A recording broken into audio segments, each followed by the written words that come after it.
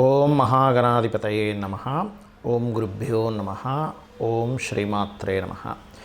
పరమేశ్వర స్వరూపమైనటువంటి జ్యోతిష, వాస్తు మరియు ఇతర అనేకమైనటువంటి శాస్త్రములను మనకు అందించినటువంటి మహర్షులకి నమస్కారం. హయగ్రీవ హయగ్రీవ హయగ్రీవేతి యో వదేత్తస్య నిస్సరతే వాణి జనుకన్యా ప్రవాహవత్. అరుణాం కరుణాతరంగితాక్షీం ధృతపాశాంకుశపుష్పబాణచాపాం అనిమాదిభిరావృతాం మయూకై అహమిత్యేవ విభావయే భవానీం. శ్రీమాత్రే నమః. ప్రేక్షకులకి ఆ లలితాంబిక అమ్మవారి యొక్క అనుగ్రహం పరిపూర్ణంగా కలగాలని మనస్ఫూర్తిగా కోరుకుంటూ మనం ఈరోజు చెప్పుకోబోయే టాపిక్ ఏమిటంటే, అందరూ భయపడుతున్నటువంటిది గ్రహం ఏది అంటే శని భగవానుడు. అసలు నిజంగానే భయపడాలా? అసలు శని ఎక్కడ ఉంటే మీ లగ్నరీత్యా అంటే మేషలగ్నం నుంచి మీనలగ్నం వరకు, లేదా మేషరాశి నుంచి మీనరాశి వారి వరకు ఎక్కడ ఉంటే మీకు బాగా కలిసి వస్తుంది శని ద్వారా, ఏ స్థానాల్లో ఉంటే కాస్త ఏ విషయాల పట్ల జాగ్రత్తగా ఉండాలనేటువంటి విషయాలు మనం తెలుసుకుందాం. దాంతోపాటు ఎఫెక్ట్ ఏదైతే ఉంటుందో శని భగవానుడికి ఎఫెక్ట్ కంప్లీట్గా మీకు పాజిటివ్గా జీవితాంతం మీ లైఫ్ లాంగ్ మొత్తం కూడా పాజిటివ్గా రావాలంటే కూడా ఏం చేయాలి అనే విషయాలు కూడా మనం ఇప్పుడు తెలుసుకుందాం. అయితే ఈ విషయాలు చెప్తుంది నేనైనప్పటికీ కూడా చెప్పిస్తుంది సాక్షాత్ లలిత అమ్మవారిగా భావిస్తూ ఒక్కొక్క లగ్నము, లగ్నం తెలియని వారు ఒక్కొక్క రాశి నుంచి మనం తెలుసుకుందాం. కన్యా లగ్నము, కన్యా రాశి వారిగానే చూసుకున్నట్లయితే లగ్న శని క్రియేటివ్ యోగాల్ని, ధనస్థానంలో ఉండేటువంటి శని ఫైనాన్షియల్ గ్రోత్ని ఇస్తాడు. ఇక్కడ ఉచ్చస్థానంలో ఈ లగ్నానికి శుభుడు కాబట్టి. 3లో ఉన్నప్పుడు మాత్రం కాస్త అన్నదమ్ములతో శత్రుత్వాలను ఇవ్వడము, 4లో ఉన్నప్పుడు మాత్రం కాస్త ఏదైనా ఒక ప్రాపర్టీ తీసుకునేటప్పుడు కాస్త చూసుకొని తీసుకోవాలి. బట్ యోగం ఉంటుంది. కాకపోతే ఏదైనా కొంతవరకు డిస్ప్యూట్స్ లేనట్లయితే లోన్స్లో తీసుకున్నప్పుడు ఇబ్బంది ఉండదు. పంచమాధిపతి పంచమ స్థానంలోనే శని ఉన్నట్లయితే సంతానం కలిగినప్పటి నుంచి అద్భుతంగా రాణిస్తుంది. 6లో కనుక మీకు శని ఉన్నాడు అంటే కనుక అక్కడ శత్రువుపై జయాన్ని, కొంతవరకు తెలివిగా శత్రువుని మీరు అడ్డుకోవడం అనేటువంటి యోగాన్ని ఇస్తాడు. సప్తమ శని మాత్రం కాస్త ఇష్టపడిన వారిని వివాహం చేసుకునే క్రమంలో కొంత డిస్ప్యూట్స్ని ఎదుర్కొంటారు. బట్ వివాహం ఇష్టపడిన వారితో వివాహం అయ్యే యోగాన్ని అక్కడ ఇస్తాడు. అష్టమ శని మాత్రం యాక్సిడెంటల్ ప్రోన్ ఇస్తాడు. ఇక్కడ కొంచెం జాగ్రత్తగా ఉండాలి. ఆయుష్ విషయంలో కొన్నిసార్లు కుజదశ కానీ శని దశ కానీ వచ్చినప్పుడు కొన్ని గండాలు గడుస్తాయి. భాగ్యంలో శని ఉన్నప్పుడు మాత్రం కొద్దిగా మీకు హైయర్ ఎడ్యుకేషన్ రిలేటెడ్ సంబంధించిన విషయంలో కొంత టఫ్ కాంపిటీషన్ ఎదుర్కొంటూ హైయర్ ఎడ్యుకేషన్లో రాణించడం ఉంటుంది. అందులో ఎటువంటి సందేహం లేదు. మరియు దీంతోపాటు దశమ శని, ఎట్టి పరిస్థితుల్లో దశమంలో ఉండేటువంటి శని పర్టికులర్గా చూసుకున్నట్లయితే ఇక్కడ 5, 6 అధిపతి చూసుకున్నట్లయితే ఈ దశమంలో ఉన్నప్పుడు పర్టికులర్గా కొంచెం ఉద్యోగ సంబంధించిన విషయంలో కొంచెం స్ట్రెస్ ఉన్నప్పటికీ కాంపిటేటివ్గా బాగా తట్టుకునే శక్తి శని బాగుంటే బాగుంటుంది. లాభంలో శని ఉన్నప్పుడు మాత్రం వ్యాపారాల విషయంలో కొంచెం జాగ్రత్తగా ఉండాలి. 12వ స్థాన శని తండ్రి ఆస్తికి సంబంధించిన విషయంలో, ఏదైనా గవర్నమెంట్ రిలేటెడ్ సంబంధించిన విషయాల్లో కొంత స్ట్రెస్ ఇస్తాడు. అక్కడ ఇన్వెస్ట్మెంట్ చేసేటప్పుడు కాస్త చూసుకొని చేయాలి. ఇక మీరు చేయవలసిన దేవతా ఆరాధన పర్టికులర్గా చూసుకున్నట్లయితే ఇక్కడ మీరు కాళిక వెంకటేశ్వర స్వామి యొక్క ఆరాధన ఎక్కువగా చేయండి. మరియు దీంతోపాటు ఎప్పుడైనా గుర్తుపెట్టుకోండి, ఈ లగ్నానికి శుభుడే. ఏ స్థానంలో ఉన్నా ఆ భావాన్ని శుభపరుస్తాడు. కానీ అక్కడ శుభగ్రహాలతో కలిసి ఉన్నాడా, పాపగ్రహాలతో కలిసి ఉన్నాడా అనేది చాలా ముఖ్యమైన విషయం. దీన్ని దృష్టిలో పెట్టుకుని ఆ భావం ఎంతవరకు బాగు చేస్తాడనే దాని మీద ఆధారపడి ఉంటుంది. ప్రతి జీవికి తన జీవితాంతం అంటే ఒక 100 సంవత్సరాలు అనుకోండి, 100 సంవత్సరాలు మనిషి బతుకుతాడు కాబట్టి, అంటే ప్రతి ఒక్కరు 100 బతకాలని రూల్ లేదు. 120 బతికే వాళ్ళు ఉంటారు, 300 సంవత్సరాలు బతికిన వాళ్ళు ఉన్నారు, పాపం 60-70 ఏళ్ళకే ముగించిన వాళ్ళు ఉన్నారు వాళ్ళ జీవితం. అయితే ప్రతి ఒక్కరికి కూడా శని యొక్క ప్రభావం చిన్నప్పటి నుంచి ఏ దశల్లో ఎటువంటి ఫలితాలు ఇస్తాయని చూసుకున్నట్లయితే, చిన్నప్పుడు కనుక మీకు శని భగవానుడు బాగోలేడని మీకు ఏంటి సిమ్టము అంటే, రోగకారకుడు యొక్క ఫలితాలు చిన్నప్పుడు తరచూ వస్తున్నాయనుకోండి, వాళ్ళకి హెల్త్ ఇష్యూస్, రోగకారక ఫలితాలు ఇస్తున్నాడు అక్కడ శని భగవానుడు. అంటే ఆయన ఇవ్వడం కాదు, ఇక్కడ బాగా అర్థం చేసుకోండి. ఆయన మీరు పూర్వజన్మలో చేసుకున్న కర్మలను అందిస్తున్నాడు. ఆయన ఎవరికి శత్రువు కాదు. ఇది ఫస్ట్ గుర్తుపెట్టుకోవాల్సిన విషయం. అప్పుడు ఏం చేయాలి? చిన్నప్పుడు పిల్లలకి ఆంజనేయ స్వామి బిళ్ళ కానీ, నరసింహస్వామిది కానీ, సుబ్రహ్మణ్య స్వామి బిళ్ళ కానీ మెడలో వేయండి. ఇక చిన్నప్పుడు పుట్టినప్పుడు కాకుండా విద్యా విషయంలో ఇబ్బంది ఇస్తున్నాడంటే విద్యాస్థానాల్లో ఎక్కడో 4th లార్డ్తో కనెక్ట్ అయి ఉన్నాడు. అలాంటప్పుడు మీ పిల్లలకి హయగ్రీవ స్తోత్రం నేర్పిస్తూ శని భగవానుడి దగ్గర దీపం పెట్టడం నేర్పించండి. లేదా వెంకటేశ్వర స్వామి ఆలయానికి కానీ, ఆంజనేయ స్వామి ఆలయానికి కానీ రెగ్యులర్గా తీసుకెళ్తుండండి. అప్పుడు మందబుద్ధి అనేటువంటిది ఉండదు. ఎందుకంటే మందుడు అంటారు. పిల్లలకి ఎంత చెప్పినా వాళ్ళకి ఎక్కట్లేదు అంటే శని ప్రభావం ఎక్కడో 4th లార్డ్కి సంబంధం కలిగి ఉంటుంది.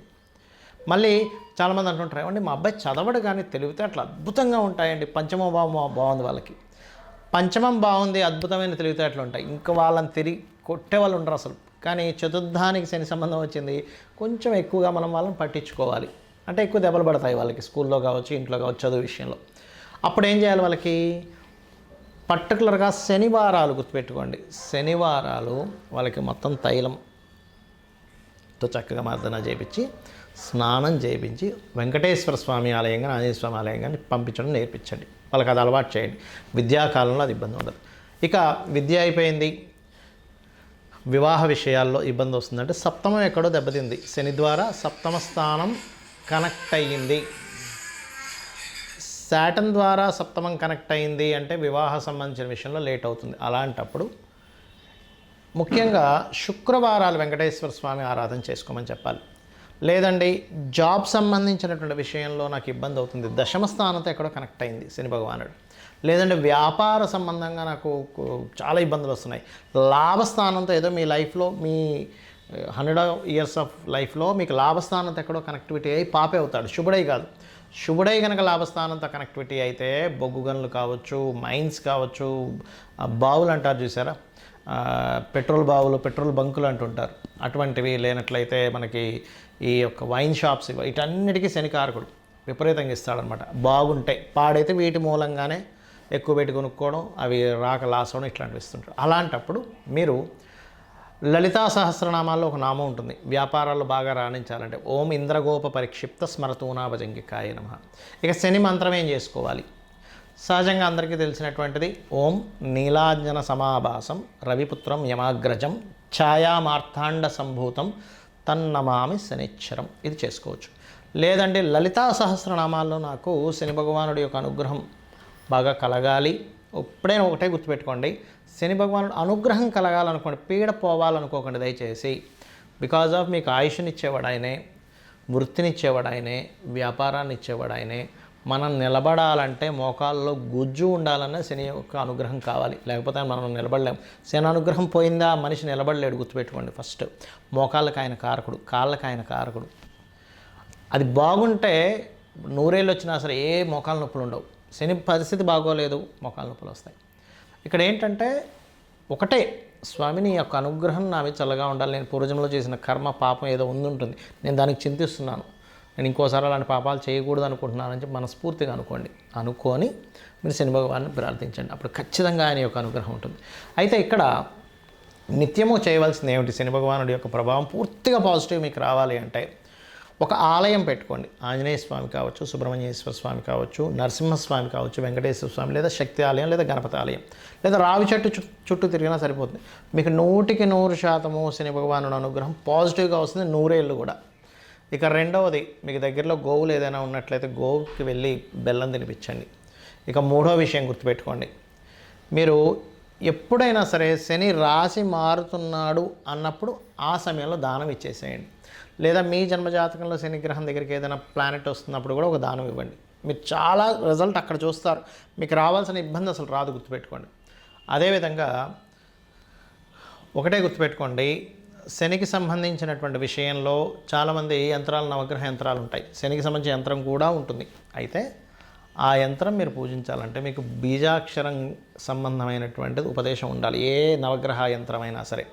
లేదంటే నాకు అలా కాకుండా ఇంకేం చేయొచ్చు అని అంటే కనుక ఒకటే గుర్తుపెట్టుకోండి, ఏదైనా సరే ఆంజనేయ స్వామిది కానీ నరసింహస్వామిది కానీ ఇంట్లో ఏదైనా ఒక విగ్రహం కానీ పటం కానీ పెట్టుకొని రోజు కుంకుమతో అర్చన చేసినా కూడా శని భగవానుడి యొక్క అనుగ్రహం కలుగుతుంది.